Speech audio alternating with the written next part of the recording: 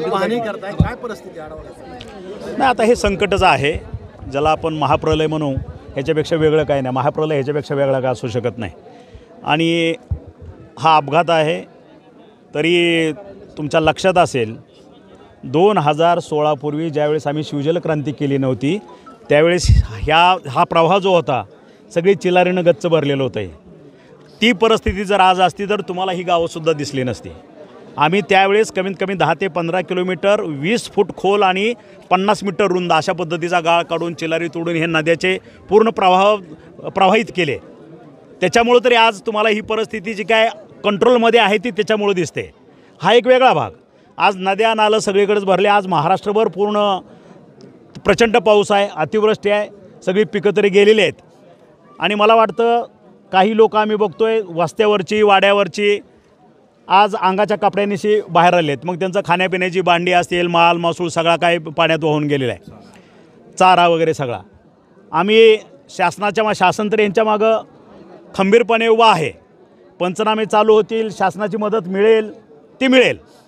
पण जी लोक आज अंगाच्या कपड्यांनीशी बाहेर आलेले आहेत त्यांना आबाळ हे छत आणि जमीन हेच आधार असं राहिलेलं आहे. असं न होऊ देता अशी माझ्या मतदारसंघातली जी लोकं असतील, ह्याचे माझे कार्यकर्ते पदाधिकारी याद्या करतील, त्यांना जीवनावश्यक सर्व वस्तू, अन्नधान्य, राहण्याची सर्व सोय ज्या ज्या ठिकाणी काय वाहून गेलं असेल ह्या तिन्ही तालुक्यामध्ये पूर्ण करायची जबाबदारी आमदार म्हणून माझी असेल आणि माझ्या पक्षाच्या पदाधिकाऱ्याची असेल. ती पूर्ण जबाबदारी मी घेतो आहे, आज तुमच्या साक्षीने घेतो आहे. हा एक भाग झाला. दुसरा भाग, मगाच आपल्या एका पत्रकाराने विचारलं की ओला दुष्काळ जाहीर करणार का.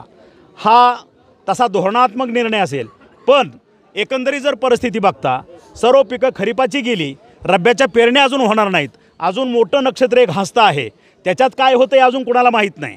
आणि अशा पद्धतीनं पेरण्याही लांबल्या गेल्या तर मला वाटतं महाराष्ट्रातली बहुतांश आमदार माझ्यासहित आम्ही ओल्या दुष्काळाची मागणी करू आणि ती मागणी आम्ही शासनाकडे लावून धरू. आज NDRFच्या नियमाप्रमाणे मागच्या ह्याच्यात मंत्रिमंडळात मी असताना आम्ही त्याचं क्षेत्र हेक्टरी ते वाढवलेलं होतं. मला एका पत्रकाराने सांगितले की ते क्षेत्र आता कमी करण्यात आलेलं आहे. ते सुद्धा क्षेत्र पूर्वीचं आहे त्या पद्धतीनंच माझ्या शेतकऱ्यांना नुकसान भरपाई दिली जावी ही मागणीसुद्धा आम्ही ह्यावेळेस लावून धरू. पाण्याखाली आहेत, ऑगस्ट महिन्यापासून सातत्याने पाऊस पडतोय. खरं तर ओला दुष्काळ तुम्ही म्हणताय हा जाहीर व्हायला पाहिजे, कारण परिस्थिती फार वाईट आहे इथली तालुक्यातली. त्याबद्दल काय सांगा? मग तेच सांगितलं की आत्ता ओला दुष्काळाची मागणी आम्ही लावून धरू, त्याच्यावरती मंत्रिमंडळ निर्णय घेईल. पण एकंदरीत जर पाहिलं तर खरीप पूर्ण गेलेली आहेत आणि रब्बीची सुद्धा अवस्था कधी पेरण्या होतील ही माहीत नाही. कारण अजून सांगितलं की 15 ते 20 दिवस पाऊस आहे. आपल्या दृष्टीने जर बघितलं मोठं नक्षत्र अजून यायचं आहे, 27 तारखेला ते नक्षत्र येईल. त्याच्यात काय होतं ते अजून आपल्याला माहीत नाही. भगवान भरोसे अजूनही चाललो आहे. पण त्याही ह्याचा जर पाऊस मोठा पडला आणि जर पेरण्या पुढं लांबल्या गेल्या तर ओला दुष्काळ जाहीर करण्याशिवाय पर्याय राहणार नाही आणि त्याची मागणी आम्ही लावून धरू. खंदून गेली ही प्रश्न कायमचा आहे आपल्याकडं. त्यांना योग्य मोबदला मिळत नाही. लोकांनी मोठा खर्च करून शेतामध्ये माती टाकलेलीच असताना सुद्धा सगळी नदीच्या काठची शेती खरडून गेली. त्याच्यासाठी काय वेगळ्या त्या बाबतीत त्यालाच अनुसरून असा शेती खरडून जाण्याचा जो विषय आहे, पंचनामा केला तर इतर मदतीला नाही इतर पंचनामे जे होतील ते पिका पाण्याचे पंचनामे होतात की फक्त पिकाचेच पैसे मिळले जातात.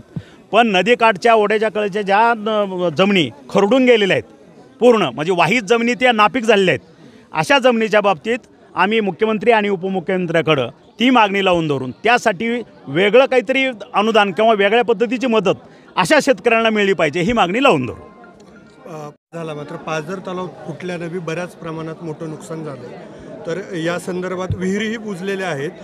या संदर्भात काय मदत होणार आणि मुख्यमंत्री उपमुख्यमंत्र्यांशी काही बोलणं झालं का धोरणात्मक निर्णयाबद्दल? ह्या बाबतीचा धोरणात्मक निर्णय ज्यापर्यंत सगळे पंचनामे जातील, वेगवेगळ्या पद्धतीच्या वेगवेगळ्या जिल्ह्यातल्या वेगवेगळ्या पद्धतीच्या मागण्या आहेत. जसं भौगोलिक परिस्थिती वेगळी आहे त्या परिस्थितीनुसार प्रत्येक जिल्ह्याच्या मागण्या ह्या वेगळ्या आहेत. धोरणात्मक निर्णय हे शासन घेईल, मुख्यमंत्री उपमुख्यमंत्री आपापल्या स्तरावरती घेतील. पण आपापल्या जिल्ह्याच्या मागण्या ज्या आहेत ते पोटतिडकीनं मांडणं आणि त्या लावून धरणं ह्या तिथल्या लोकप्रतिनिधीचं काम आहे. ते मी माझं पूर्ण करेन.